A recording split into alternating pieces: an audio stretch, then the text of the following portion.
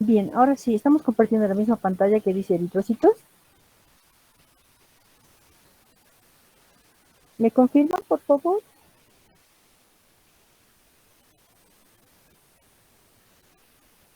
No se ve la pantalla, doctora.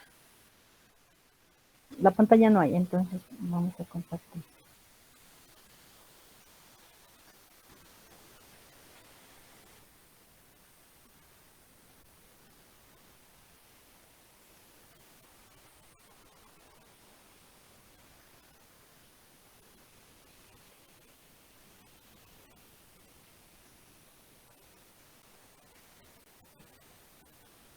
Ahora sí, considero que sí. Por favor, me confirman para continuar.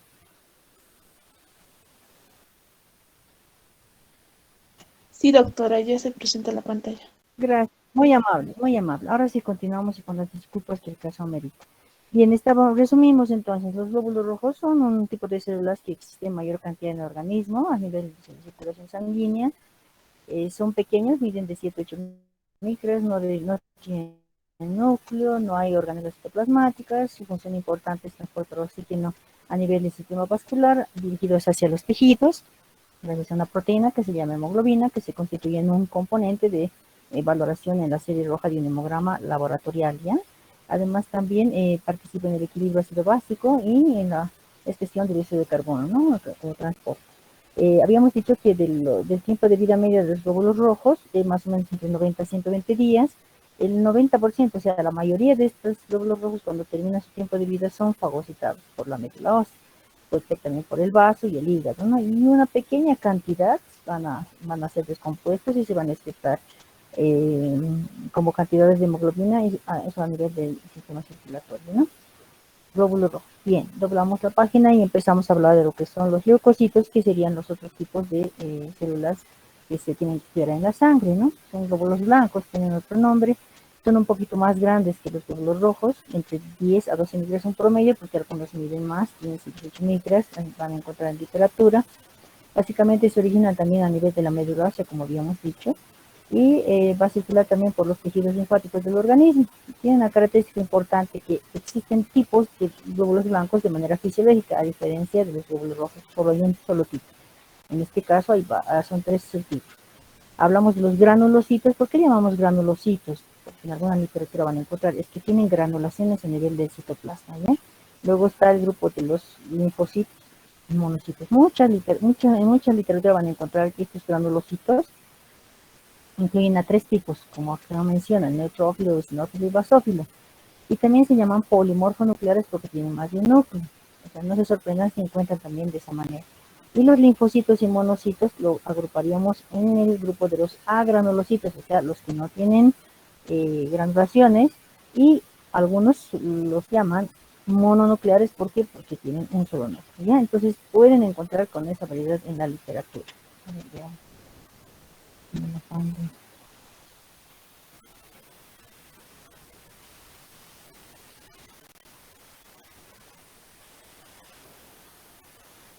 Bien, entonces hablamos de los granulocitos en este caso, granulocitos o polimorfonucleares. ¿Cuáles son?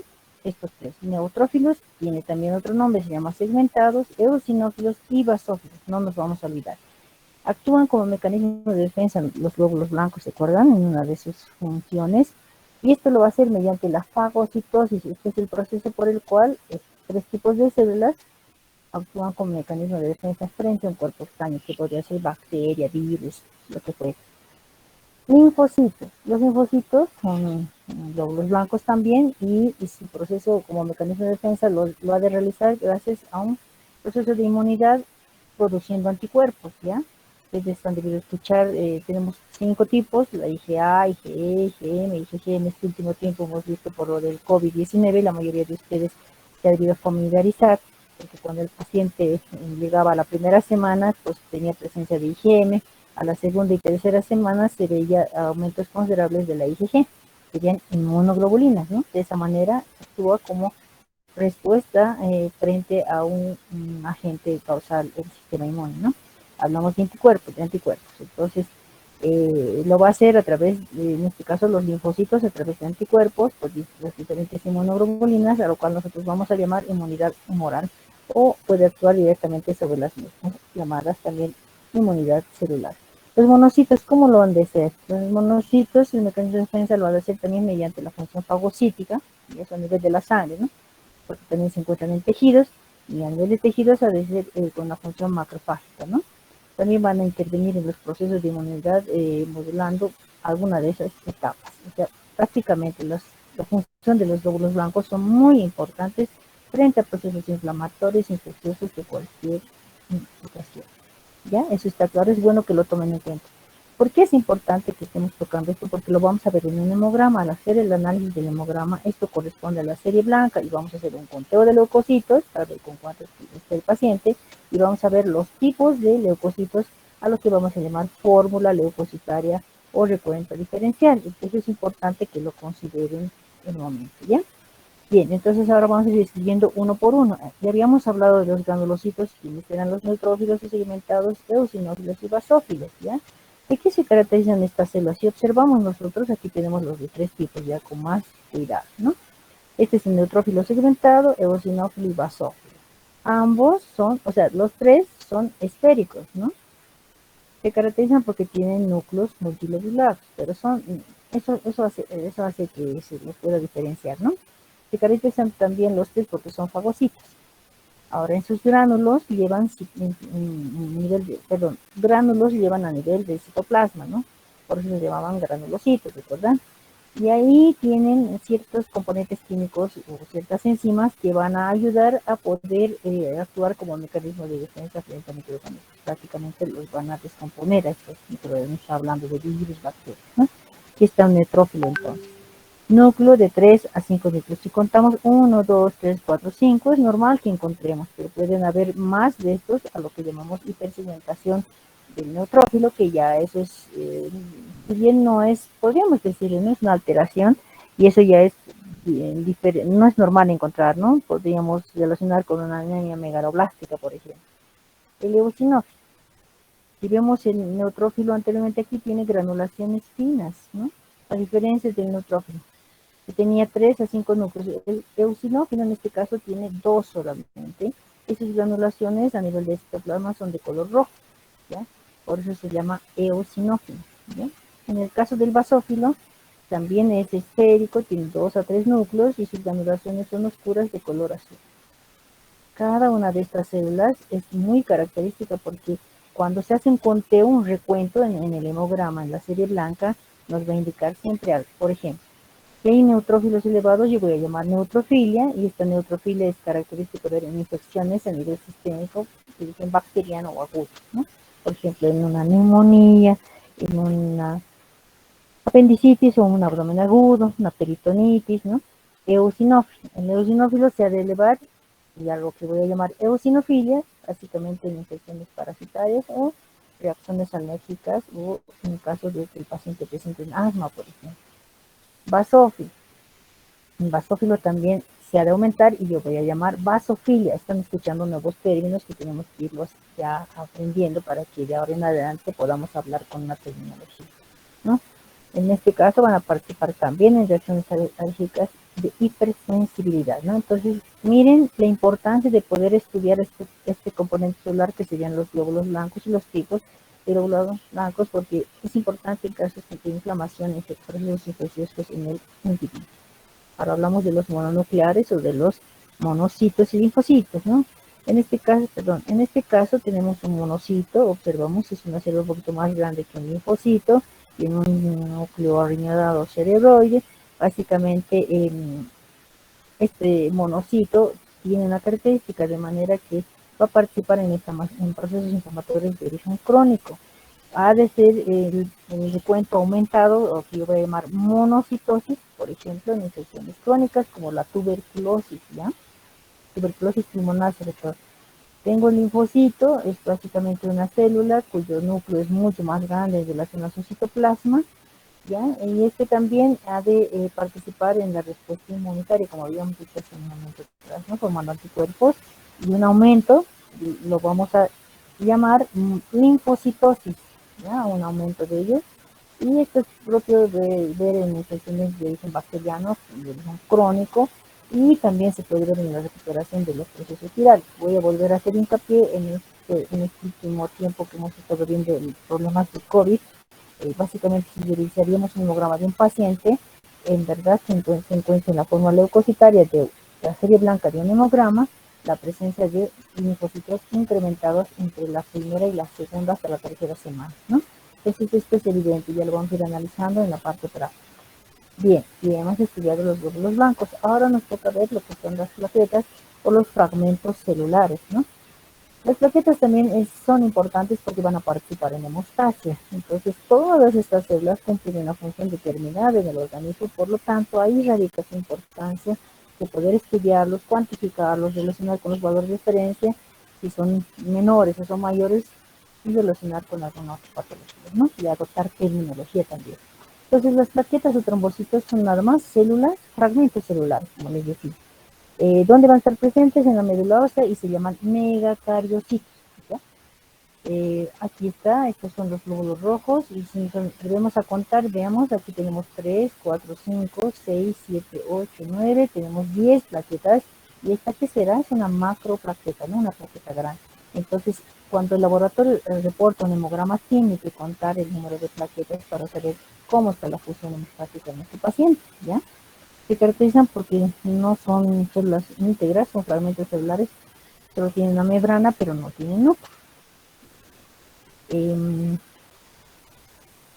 Es importante, dos funciones se caracteriza por las que una plaqueta puede reconocerse, es que las plaquetas tienen función de agregabilidad y adhesibilidad, ¿ya? Entonces la capacidad de agregarse, eso nos va a ayudar mucho, por ejemplo, para formar el tapón hemostático en caso de que el paciente presente hemorragia. En su interior, estas células contienen pues, sustancias que van a intervenir en la coagulación de la sangre, ¿no? Y eso se llaman factores de coagulación. Entonces, el objetivo de estas plaquetas es básicamente prevenir cualquier extravasación de sangre y obviamente contribuir a la coagulación sanguínea, situación que ha de permitir de que el paciente pueda controlar la hemorragia en su momento, ¿no? Por supuesto que en algunas ya no se puede y obviamente se tiene que continuar con el protocolo correspondiente. El aumento de las plaquetas se ha de observar en diversas patologías, ¿no? Y un aumento voy a llamar trombocitosis, ¿no? O plaquetosis, pero el término más frecuente es trombocitosis. Y, por ejemplo, en el síndrome mieloproliferativo, ¿no? Donde hay aumento tanto de rojos, blancos, y en este caso de plaquetas. Bien, ya hemos estudiado todo lo que es el componente celular. Ahora vamos a estudiar qué cosas podemos investigar en el plasma, que sería el otro componente de la sangre, ¿no? Sabemos que el plasma es un componente líquido, ya lo hemos observado. Básicamente tiene un color bien característico, es ligeramente amarillo o ambarino, pero puede a veces alterarse en patologías, como por ejemplo en un síndrome histérico, vamos a ver que es un amarillo intenso, o en otro tipo de patología, ¿ya? Si bien el componente celular constituye un 45% del total de la sangre, miren, el plasma constituye 55%, es un poquito más, ¿no? ¿Qué hay en el plasma? Básicamente este componente líquido está constituido por, en su mayoría, 90% va a ser agua, ¿ya? Miren, o sea, muy pequeña porción, 8% proteínas, ¿no? Por ejemplo, podemos mencionar a la albúmina, podemos mencionar a la globulina, y 2% tipo de sustancias moleculares. O sea, realmente es importante estudiar al plasma, así como al componente celular, ¿no? Ahora, ¿qué hace el plasma? El plasma va a funcionar, digamos, como un vehículo para transportar nutrientes, mediadores químicos y metabolistas. Es verdad que el plasma, por supuesto, con la albúmina, ¿no? Hablando, digamos, ya de una proteína, es una proteína transportadora, entonces todo eso se va a desarrollar en el plasma, ¿no?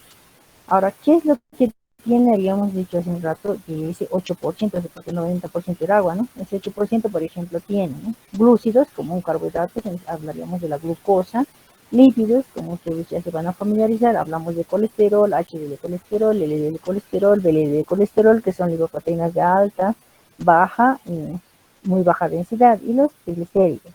Cuando hablamos de proteínas, es una variedad, las más conocidas como la albúmina, las globulinas y el fibrinógeno. Hablamos de electrolitos, en términos de iones, puede ser sodio, potasio, calcio, cloruro, magnesio y otros, ¿no? sustancias reguladoras como, bueno, vitaminas, ¿no? Enzimas, por ejemplo, tenemos varias, como las transaminasas, está la fosfatasa alcalina y otras. Hormonas como, por ejemplo, la T3, T4, que es la tiroxina, triiodotironina y otras, ¿no? Productos de desecho como el ácido úrico, la urea y la creatinina que permiten evaluar función renal, por ejemplo, la bilirrubina que permite evaluar función hepática, ¿no? Entonces, estamos viendo la importancia de estudiar el plasma. Cuando ustedes pidan un examen de laboratorio, este laboratorio de la sangre va a estudiar específicamente del plasma, utilizando reactivos y equipos para que puedan ser plasmados en un informe laboratorial de ese paciente. Bien, entonces, específicamente habíamos mencionado hace un momento atrás, pero aquí hay otros ejemplos. Por ejemplo, el plasma, ¿qué función va a cumplir? Hemostática, ¿no? ¿Por qué? Porque tiene factores de coagulación, por ejemplo, el factor 7, factor 5, hay varios, ¿no? Endocrina, porque hay hormonas dentro, les había dicho, una variedad de hormonas. Transporte, porque podemos determinar las transcobalaminas, las ceruplasminas, transferinas.